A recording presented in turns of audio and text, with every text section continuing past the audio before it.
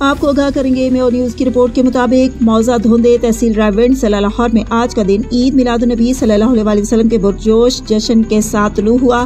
دنیا بھر کی طرح یہاں بھی آقائے دو جہاں حضرت محمد مصطفیٰ صلی اللہ علیہ وسلم کی ولادت باسعادت کی خوشی عقیدت و احترام کے ساتھ منائی گئی۔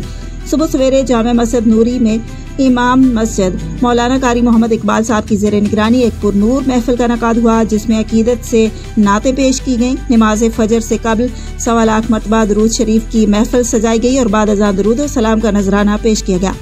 ختم شریف کے بعد قاری محمد اقبال صاحب نے جامع دعا کروائی، جس کے بعد لنگر تقسیم کیا گیا۔ بعد ازاں جامع مسجد فاروقیہ میں ناشتے کا اہتمام کیا گیا اور حضور اکرم صلی اللہ علیہ وسلم کی ولادت کی خوشی میں ایک بڑا کیک بھی کاٹا گیا۔ اس موقع پر محبت رسول صلی اللہ علیہ وسلم میں لبیک کہتے ہوئے ایک عظیم الشان جلوس نکالا گیا، جو سینکڑوں افراد پر مشتمل تھا۔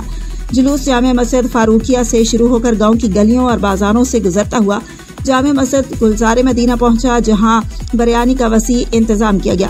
جلوس کے راستے میں گھروں کی چھتوں سے گلاب کی پتیاں نچھاور کی گئیں، گلیاں دلہن کی طرح سجائی گئیں اور نعرہ رسالت کی صدائیں گونجتی رہیں۔ علماء کرام، جن میں مولانا حافظ عبدالغفور ساجد الورا صاحب، حافظ جاوید ساکی صاحب، حافظ حسنین صاحب اور دیگر معززین میں میو نیوز کے چیئرمین محمد فاروق جان میو بھی شامل تھے۔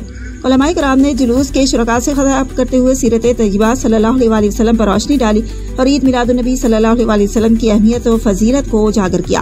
مقررین نے کہا کہ حضور اکرم صلی اللہ علیہ وسلم کی سیرت مبارکہ کو اپنانا ہی دنیا اور آخرت کی کامیابی کا ذریعہ ہے۔ یہ جلوس گاؤں کے چکر لگاتے ہوئے قریبی گاؤں جودو دھیر کی گلیاں کی حویلیاں جمبو والی پہنچا، جہاں جلوس کا پرجوش استقبال کیا گیا اور مزید لنگر تقسیم کیا گیا۔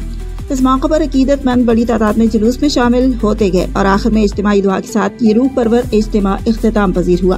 یہ پرجوش اجتماع اہل دھوندے کی نبی کریم صلی اللہ علیہ وسلم سے بے پناہ محبت اور عقیدت کا عملی ثبوت تھا، جس میں ہر چہرے سے والہانہ جذبات اور دلوں سے نعرہ رسالت کی صدائیں بلند ہو رہی تھیں۔